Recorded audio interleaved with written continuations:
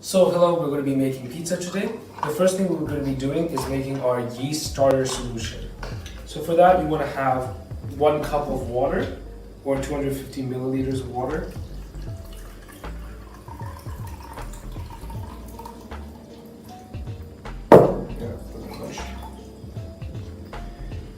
Then you're going to add your sugar. This is 1 teaspoon of sugar. I'm just going to stir this so that the sugar dissolves. The reason why the sugar looks a bit brown is because that we use brown sugar and not your traditional white sugar.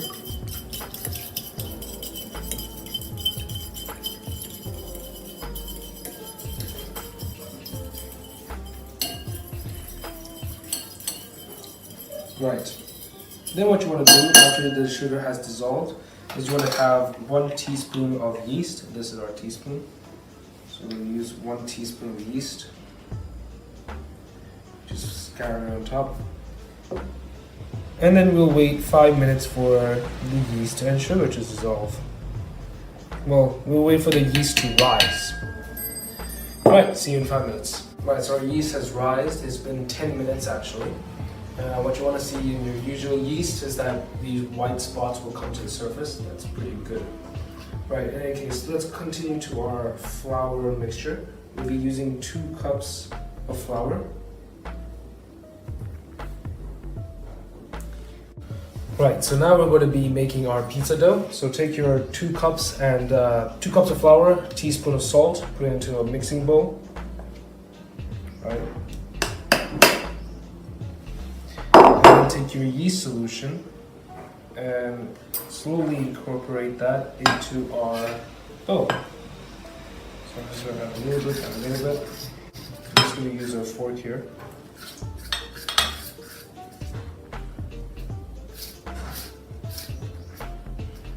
You know what? Pro tip, I want to show you a pro tip. You take a towel, right? Just add a little bit of flour. Just add a little bit of water, sorry. Water. Right, now we're going to take this towel, we're going to fold it. And this will hopefully prevent our mixture from moving around so much. So as you can see, our mixture has stopped moving around. So now we can actually stir it in peace.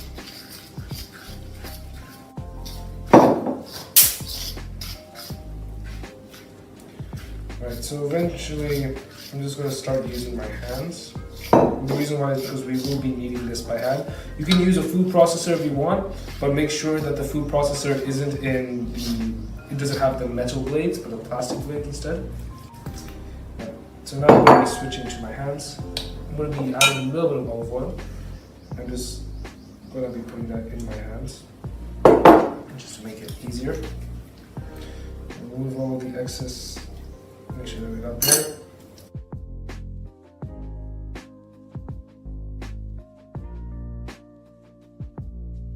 So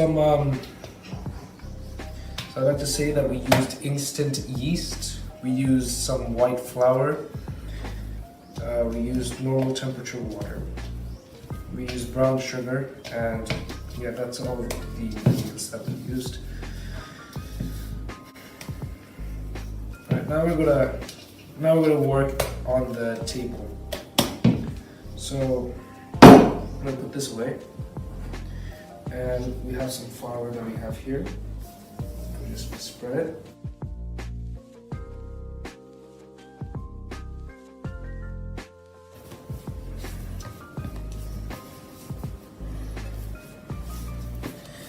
So there's a technique for kneading that I like, that my clay teacher told me. He's not a pizza teacher, but I just found out so with clay you have to soften the clay, right, before you work with it. And he taught me a technique for softening the clay. And I feel like this technique works well with pizza as well. So what you do is you basically, this bulldog that comes up like this is the mouth, this is the nose, and you just keep going like that. can see, sometimes you flip it over, sometimes you, depending, yeah, it's basically based on what you want to do. As you can see, our one is sticking quite a bit, so that's of course means that we need to add more flour. Now, let's go over the science of why you actually need to knead your pizza dough. Kneading the pizza dough will stretch the gluten, or will harden the gluten. Now, why do we have to harden the gluten? It's because when hardening the gluten, you'll have this bread. When you put the gluten into the oven, you'll have that bread-like structure.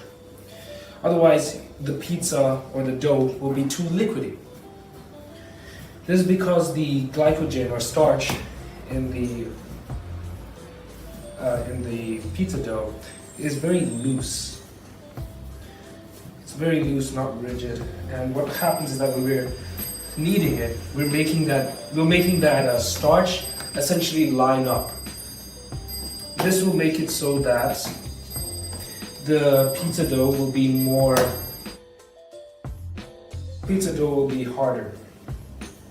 This will give it that bread-like structure.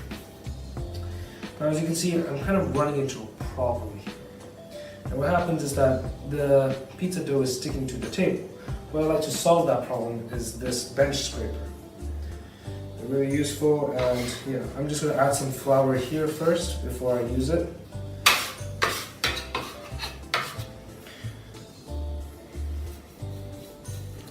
Right, now I'm just going to scrape everything together. I honestly feel like the bench scraper is one of the most useful tools to use when dealing with bread, when dealing with dough in general. So I'm just going to scrape some off my hand.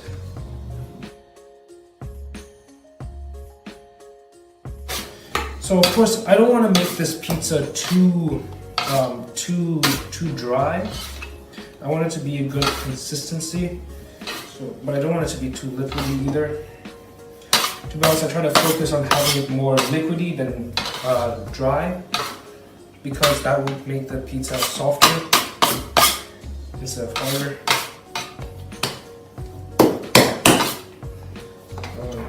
I think we add some flavor actually.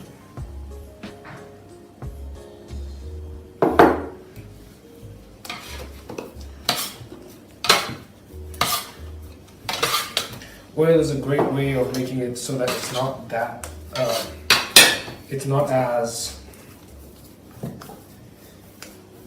oil is a great way of making it more liquidy, while having it so that it doesn't stick onto your hands.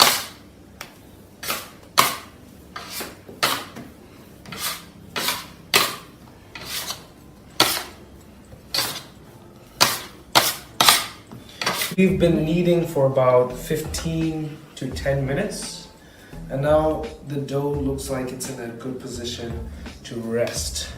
And the reason why I say that is because when we poke it, it will come back, you can see it bounce back.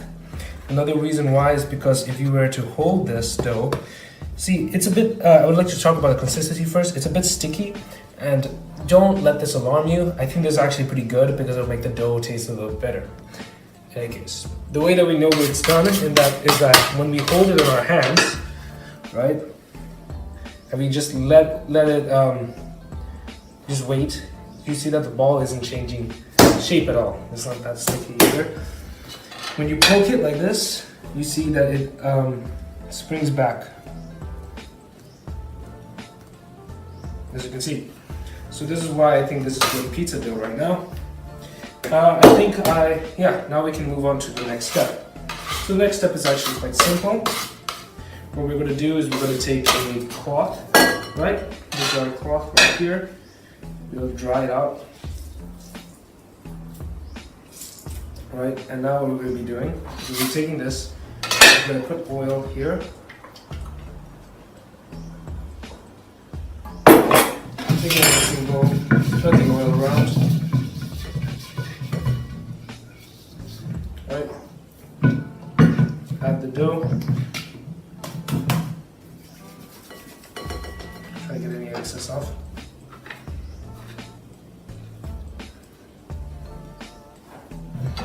Now what I like to do is I like to take the dough and I like to fold it inwards. This will make it so that it's spherical in the bottom. Right? So fold it inwards and then just flip it, pinch it. And there you have your dough right there. And now we're going to take that cloth, right? We're just going to spread it on top. Now we're going to be waiting for quite some time actually. We'll be waiting probably 7 hours outside in the open. So what you can do is you can put this in the refrigerator over at night. You can do a lot of different things with this. Generally, the more time you let it rise and let it rest, the better it will be because there will be a lot more. It'll be a lot more bigger. It'll have a lot more holes in it, and it'll give you that much more crunchy bread-like taste. So now we're gonna just let it rest for 7 hours. Scoop some on the bottom. Now we just started making it into a pizza. I'm gonna have this as well. So I'm just gonna slide.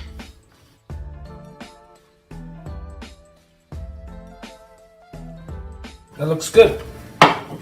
So now we'll be transferring that into this tray where we'll put some butter on top.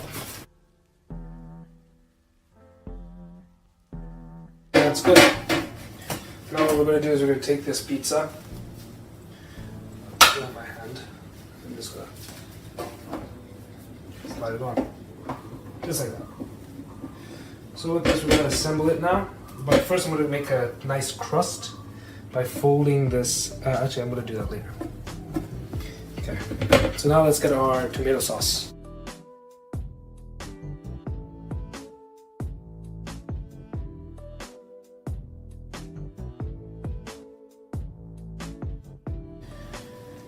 Take our food ingredients, put that here. Take our cheese, most importantly. Right, our cheese right here. We're going to put that on top. Just spread it out.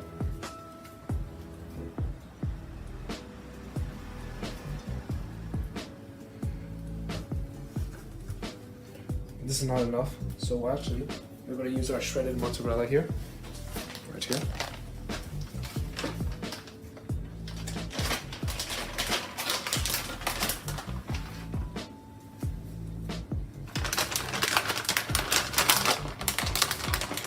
You can add your Parmesan cheese if you have it, it'll make it taste better.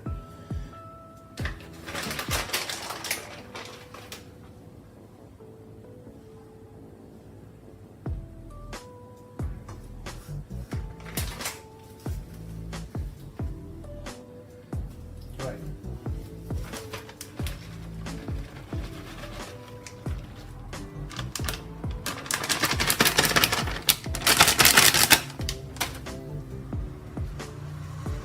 I'm going to put some extra cheese on the sides here. And the reason why I'm going to do that is so that when we fold our pizza in the sides, we'll also have a cheesy crust. So now I'll just fold that cheese inside of our pizza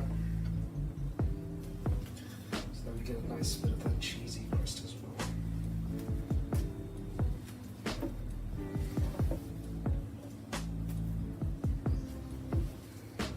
Just like that. Now we have our pizza with cheese on the sides. I'll just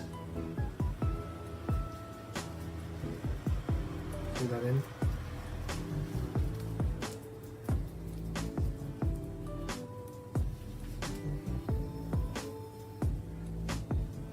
Just like so. Right, now we can add our ingredients. So we're going to take our spinach. Just put that on top. Take our bell peppers, put those to the sides. We don't need all of them. We're not going to use all of them. Just use some of them. We'll have 2 left over. And we'll have some mushrooms. We'll have our mushrooms. Actually, we're going to put the mushrooms here. We don't actually need all of these mushrooms.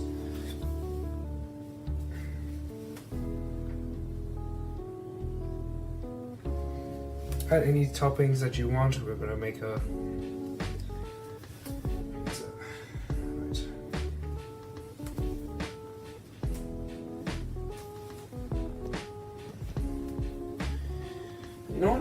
we actually need a little bit more cheese. So we're gonna get some more cheese.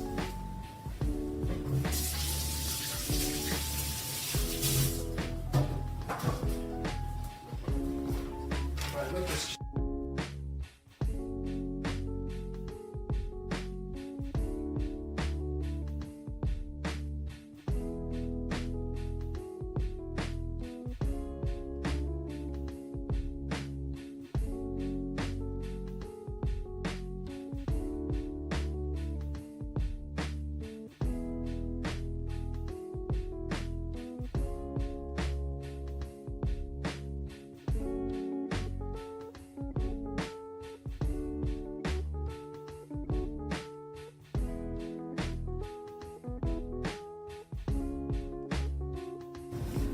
So we're getting very close to the end now, where it's almost done.